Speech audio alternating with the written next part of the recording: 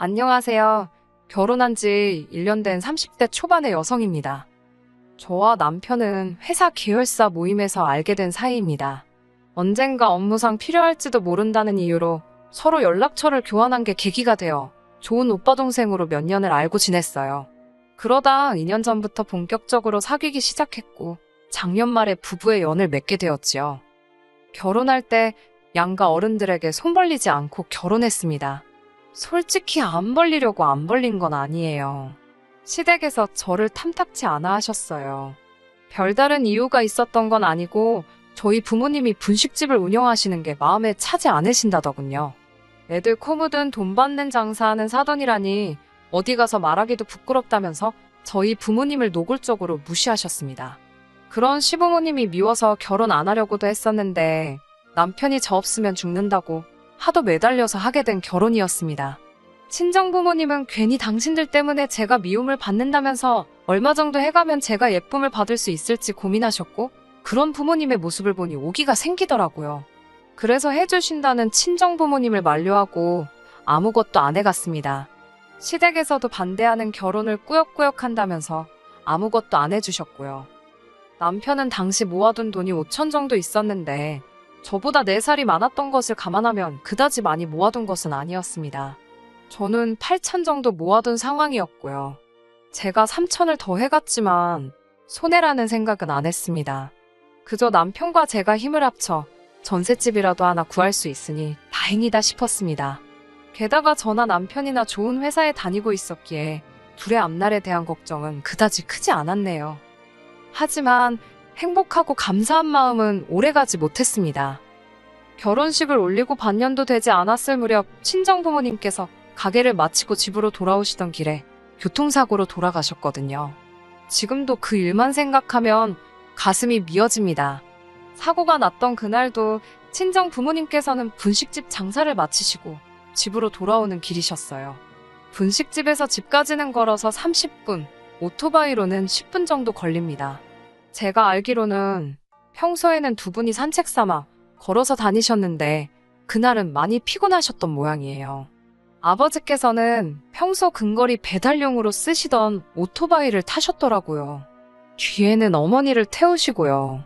문제는 하필 그날따라 비가 많이 내렸고 음주운전 차량은 저희 아버지의 오토바이를 보지 못했답니다. 그렇게 두 분이 세상을 떠나셨어요. 이후로 한동안 시간이 어떻게 흘러가는지도 모를 만큼 저는 슬픔에 짓눌려 살았습니다. 그런 와중에 하루는 어머님께서 연락도 없이 집에 찾아오셨어요. 오시자마자 어머니께서 하신 말씀은 집안 꼴이 이게 뭐냐는 거였습니다. 냉장고를 열어보시고는 당신 아들이 좋아하는 반찬은 하나도 없다면서 혀를 차시더라고요. 살아있을 때 잘해야지 죽고 나서 울면 누가 알아주냐입니다. 뿐만 아니라 저를 힐끗 보시더니 왜 이렇게 퍼졌냐면서 관리 좀 하라셨어요. 당신 아들이 하루 종일 일하고 집에 와서 기껏 돼지마냥 늘어져 있는 저를 봐야겠냐면서요. 어머님의 새치어로 아주 난도질을 당한 기분이었습니다. 제 속마음을 아시는지 모르시는지 집안 곳곳을 휘젓고 다니시며 잔소리를 퍼붓던 어머님께서는 마침내 소파에 앉으시더니 너네 부모가 네 앞으로 뭐 남겨준 건 없냐셨어요. 솔직히 부모님이 돌아가신 뒤 그 슬픔이 너무 커서 재산이라던가 그런 건 생각도 못하고 있었는데 어머님이 그런 질문을 하시니 정신이 번쩍 들더군요. 확인해보지 않았다고 하니까 겨우 분식집에서 벌면 얼마나 벌었겠냐고 가서 빚이나 없는지 확인해 보랍니다. 그러면서 덧붙이시기를 빚이 있으면 갚든 포기를 하든 네가 알아서 하되 남편이나 당신한테 피해는 주지 말라고요. 그건 저희 부모님이 만드신 거니까 제가 알아서 해야 하는 거라고 신신당부를 하시면서요. 어머님 말씀이 서운하고 얄미웠지만 한편으로는 언젠가 한 번은 했어야 하는 일이지 싶어서 주민센터를 찾아갔어요. 그리고 얼마 후 알게 된 결과는 충격적이었습니다.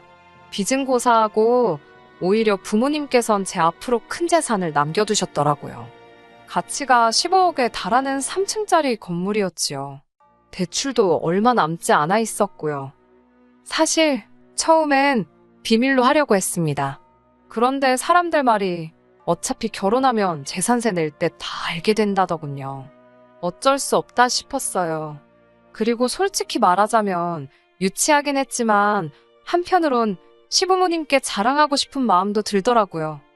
조심스레 시부모님께 친정부모님이 제 앞으로 15억짜리 3층 건물을 남겨주셨다 하니 저더러 소설 쓰냐며 비웃으셨습니다.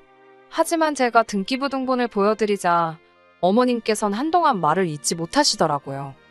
솔직히 남편과 저 두 사람만 놓고 본다면 제가 절대 남편보다 못한 조건은 아닙니다. 학벌도 비슷했고 벌이도 비슷했으니까요. 그렇다고 시댁이 잘 사는 것도 아닙니다. 아버님은 20년 가까이 회사 생활을 하셨지만 소위 만년과장이셨어요. 그래서 다니셨던 회사 이름은 밝히셔도 직함은 절대로 말하지 않으십니다. 어머님은 평생을 전업주부로만 사셨고요. 두 분은 남편이 드리는 약간의 용돈과 연금 그리고 아파트를 담보로 받은 대출로 생활비를 융통하고 계셨습니다.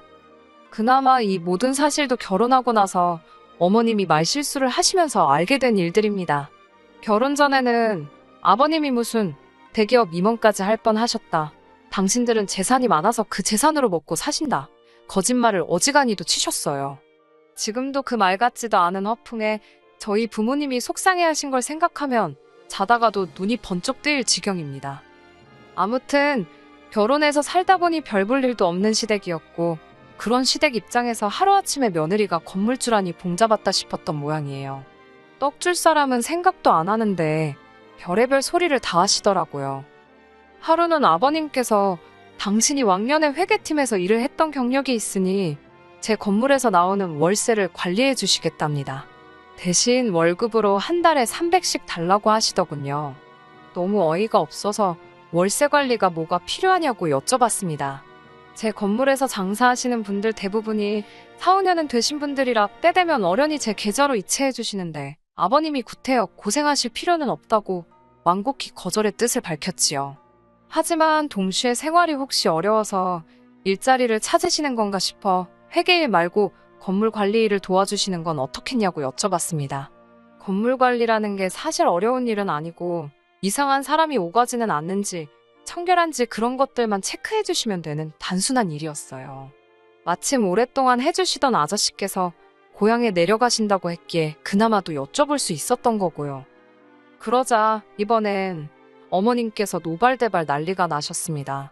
어디 며느리가 건물주인데 시아버지가 모양 빠지게 경비를 서냐면서 저더러 지금 시아버지 망신 주려고 작정을 했냐고 악을 쓰시더라고요. 제 입장에서는 호의를 베푼 건데 어머님이 악다구니를 쓰시니 얼떨결에 머리채 잡힌 기분이었어요. 참다 못한 제가 내키지 않으시면 하지 마시라고 선을 그었네요. 이튿날 남편이 한다는 소리는 더 가관이었습니다. 어머님께서 남편에게 세상 천지에 시부모한테 조건 달고 용돈 주는 며느리가 어딨냐고 한탄을 하시더래요. 그제서야 무슨 소린지 알겠더라고요. 한마디로 가만히 계셔도 제가 돈을 척척 드려야 하는데 일을 해야 돈을 준다고 하니 그게 마음에 안 드셨던 거예요. 하지만 이런 이유로 제가 남편과 헤어지기로 결심한 건 아닙니다. 제가 이혼을 결심하게 된 결정적인 이유는 어머님이 말 그대로 저를 파셨기 때문이에요. 예전부터 궁금하긴 했지만 구태여 관심을 갖지 않았던 일들이 몇 가지 있는데 그중 하나가 바로 시부모님께서는 생활비를 도대체 어떻게 마련하시는 걸까였어요.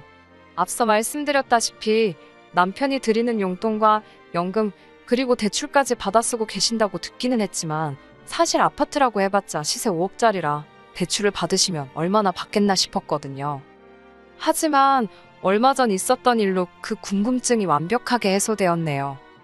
알고 보니 어머님께서는 당신 친구들부터 한 다리 건너 아는 지인들까지 많은 사람들로부터 돈을 빌려 쓰고 계셨습니다.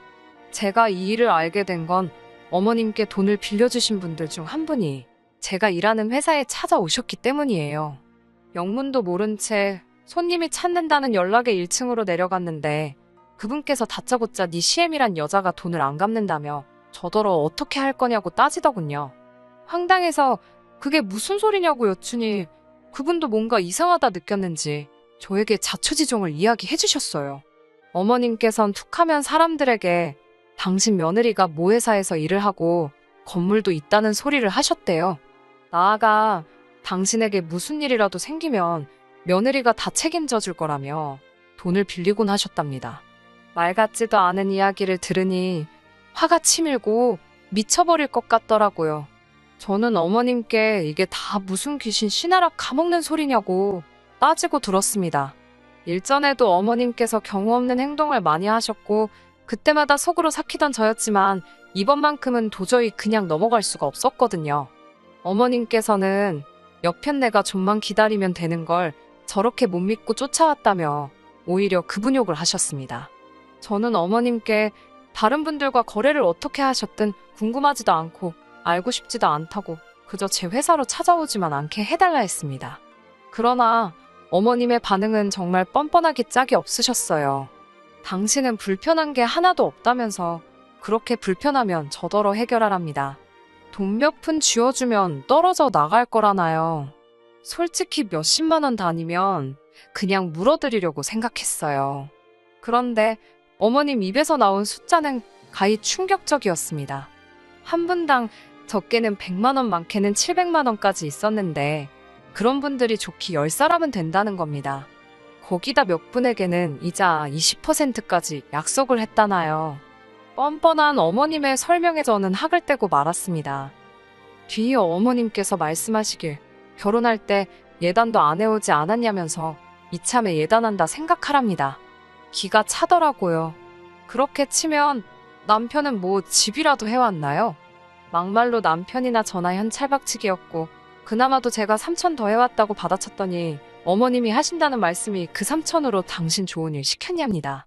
너 먹고 살 집 구하는데 써놓고 왜 생색이냐며 화를 내시더라고요. 아니 그런 논리면 그 집에는 저 혼자 사나요? 어머님 아들도 같이 사는 집이잖아요. 어머님과는 도저히 말이 통하지 않았습니다. 그런 와중에 남편이란 작자는 옆에서 꿀먹은 모마냥 가만히 앉아서 바닥만 보고 있더라고요.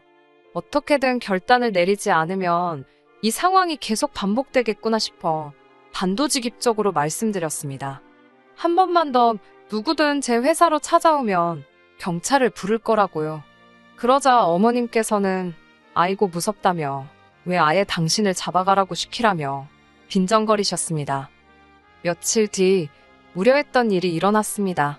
이번엔 세 분이 같이 오셨더라고요. 결혼식 때도 뵀던 어머님의 친구분들이셨습니다. 저는 어머님께 말씀드린 대로 경찰을 부를까도 잠시 고민했지만 그래도 일전에 뵀던 분들이기에 대화를 나누는 쪽으로 마음을 바꾸게 되었어요. 그동안 잘 지내셨냐고 안부를 여쭙고는 회사 건너편 카페로 세 분을 모셨습니다. 그리고 차근차근 상황을 설명드렸어요. 솔직히 말하면 감정적인 부분이 섞이기도 했습니다. 어머님이 저희 부모님을 무시하면서 결혼을 반대했던 일과 저희 부모님이 돌아가시면서 저에게 유산으로 건물을 남겨주셨다는 이야기를 할 때는 저도 모르게 눈물을 보였거든요. 다행히도 어머님 친구분들 모두 제 이야기를 듣고는 이제 상황 파악이 되었다며 미안하다셨습니다. 그리고 며칠 뒤 어머님께서 아주 노발대발 화가 단단히 나셨더라고요. 도대체 그 여편네들한테 뭐라고 떠들었길래 자기한테 인생 그렇게 살지 말라면서 욕을 하냐입니다. 도대체 어떻게 인간들을 구워 삶았냐며 저에게 악다구니를 쓰시더라고요. 저는 그날 있었던 일을 가감없이 전해드렸습니다. 그러자 어머님께서는 며느리란 게 이제는지 시애미까지 개망신을 시킨다며 어찌 죽은 네 부모나 너나 체면이란 걸 생각할 줄 모르냐고 따지셨습니다. 그 와중에 돌아가신 부모님을 들먹이니 저도 눈이 돌아가더라고요. 제가 어머님께 방금 하신 말씀 당장 사과하시라고 했습니다. 이 상황에 저희 부모님 이야기가 왜 나오냐고요. 그러자 남편이 저더러 적당히 좀 하랍니다. 자기가 보기엔 그저 어머님이 서운해서 그러시는 건데 그것도 못 받아주냐면서 막말로 한 달에 월세만 1,000 가까이 들어오면서 돈독이 올랐냐입니다. 말 나온 김에 따져보자면서 그까짓 돈 몇 푼 갚아줄 것도 아니면서 가만히나 있지 굳이 자기 부모님 개망신을 시켜야 했냐면서 목에 핏대를 세우더라고요. 평소에 제가 당하고 있을 때는 진짜 한마디도 안 하던 인간이 지 엄마 일이라고 희번덕거리는 걸 보니 어이가 없더군요. 저도 더는 당하고만 있을 수가 없어서 어머님에게 미친 듯이 싸댔습니다. 그 싫어하던 며느리 주머니에서 몇 푼 뜯어갈래다 잘 안 되니까 겨우 한다는 게 욕지거리냐고요. 어디 가서 암만 그래보시라고. 그래봤자 누구 하나 어머님 무서워하나. 저도 어머님 하나도 안 무섭다고 그랬습니다. 남편에게도 너도 그따위로 할 거면 내 옆에 있지 말고 니네 엄마한테 꺼지라고 했어요. 그러자 어머님께서는 너 말 잘했다며. 네가 먼저 우리 아들한테 이혼하자고 했으니까 그 건물 절반은 위자료로 내놔야 된답니다. 웃기지도 않아서 어머님 뉴스 안 보시냐고 물었습니다. 왜 끝까지 무식한 티를 내시냐며. 이건 제가 상속받은 재산이라 위자료랑은 아무 상관도 없다고요. 게다가 저희 지금 혼인신고도 안 되어 있는 거 기억 못 하시냐고 물으니 순간 어머님이 아차 싶은 표정을 지으셨어요. 어머님께서 저 너무 마음에 안 든다고 앞으로 하는 거 봐서 혼인신고하는 거 허락해 주신다면서 못하게 하셨거든요. 저는 어머님께 너무 감사하다고 덕분에 이렇게 수월하게 헤어진다고 인사를 드렸네요. 남편한테는 계좌번호 찍어서 보내라고 했습니다. 결혼할 때 너가 가져온 5천에서 1,000만 원은 네가 먹고 쓴 거다 치고 나머지만 보내준다고 했습니다. 그러자 남편이 당황한 눈초리로 또 뭘 그렇게까지 하냐면서 그냥 이쯤에서 그동안 마음속에 쌓인 이야기 다 풀었다 치자네요. 웃기지도 않아서 내가 그동안 당한 게 얼만데 꼴랑 어머님 욕 좀 드신 걸로 풀긴 뭘 푸냐고 됐다고 했습니다. 우리 부모님 가슴에 대못 박은 그 죄를 니네 엄마가 용서받을 수 있을 것 같냐고 악을 썼네요. 이후로 저는 남편과 다시 남남이 되었어요. 오빠 동생만도 못한 사이가 된 거지요. 솔직히 부모님 돌아가신 이후로 어떻게 보면 제 유일한 가족이었기에 어떻게든 지켜내고 싶었던 게 사실이에요. 그래서 어머님과의 다툼이 있을 때마다 남편이 적극적으로 개입하지 않았어도 크게 원망하지 않으려고 노력했습니다. 하지만 결국 이렇게 되었네요. 저는 남편과 헤어진 후 회사까지 찾아왔던 그분들에게 고부관계가 끝났다고 소식을 전했습니다. 이제는 정말이지 제가 책임질 이유도 없고 명분도 없는 만큼 저희 어머님께 빌려드린 돈을 조금이라도 받으시려면 빨리빨리 고소도 하시고 아파트 경매도 생각해보시라고 조언해드렸어요. 후기라면 후기인데 얼마 전 남편에게서 연락이 왔었습니다. 다 죽어가는 목소리로 좀 도와달라대요. 무려 9사람이 어머님을 고소했는데 금액이 엄청나답니다. 이러다간 아파트도 뺏기고 온 가족이 길바닥을 나앉게 생겼다며 좀 도와달랍니다. 순간 안쓰러운 마음이 들긴 했지만 저희 부모님이 살아생전 못 먹고 못 입고 만드신 재산인데 그따위로 쓸 수는 없었지요. 남편에게는 유감이지만 각자 살 길 찾기로 했으니 더는 연락하지 말라고 했네요. 그 이후로는 어떻게 됐는지 잘 모릅니다. 제가 연락처를 바꿨거든요.